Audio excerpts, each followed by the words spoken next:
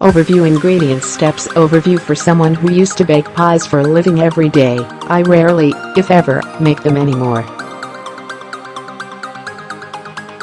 I used to pride myself on my ability to coax impossible flake and tenderness out of flour and butter, handling finicky dough into picture-worthy lattices that crackled before giving way to a toothsome filling with each bite. It's not that I lack the resources or inspiration. Farmer's market aside, a step at my door presents plum trees burdened with fruit on every corner, and gnarly vines of blackberries fringing the sidewalks and ledges. In fact, promise of fruit-laden pastry makes it impossible for me not to jump into the bramble, emerging from my raid rich in spoils, as well as scratches, twigs, and leaves all over, a small price to pay, in my book.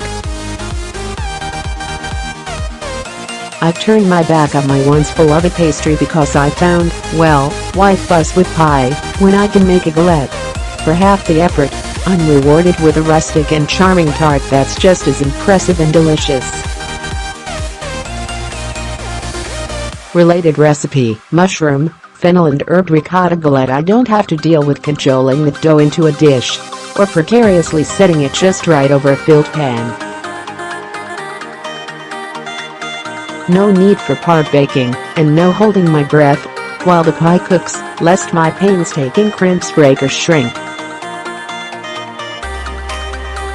Simply roll, one disc, not two, fill, fold the edges, no need to get nitpicky, it's free form, remember, slide it into the oven, and voila.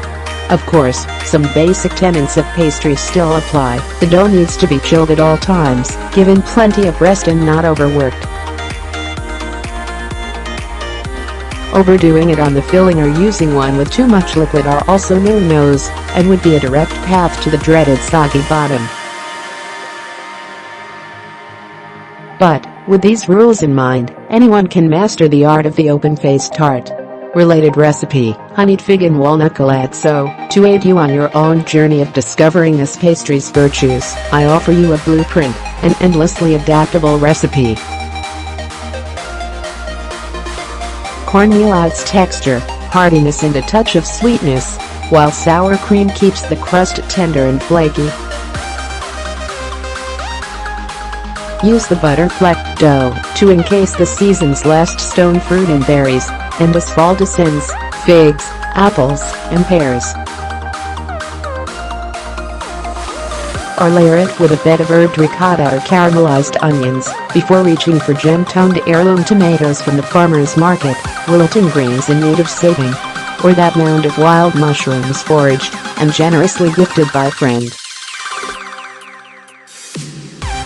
The galette, in short, will have you baking from summer right into fall. Need to indulge a sweet tooth? Check.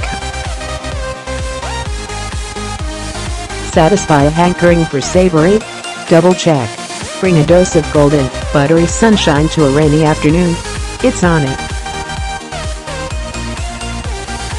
Feed unexpected guests. They'll be singing your praises in no time. And the best part? It won't be as easy as pie, it'll be easier. Ingredients: 2 cups flour, plus more is needed. 1d 2 cup medium or finely ground cornmeal, 2 teaspoons sugar, 1 teaspoon kosher salt, 16 tablespoons, 2 sticks cold unsalted butter, cut into cubes, 1d4 cubes water, 1d4 cups or cream. May substitute buttermilk or plain yogurt. Step 1. Whisk together the flour, cornmeal, sugar and salt in a mixing bowl. Add the cubed butter and toss to coat. Use a pastry cutter or forks to cut the butter into flour until mixture resembles coarse meal.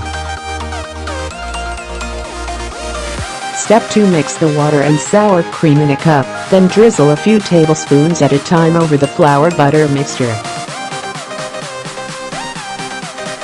Use a flexible spatula to stir in the water, adding a few tablespoons at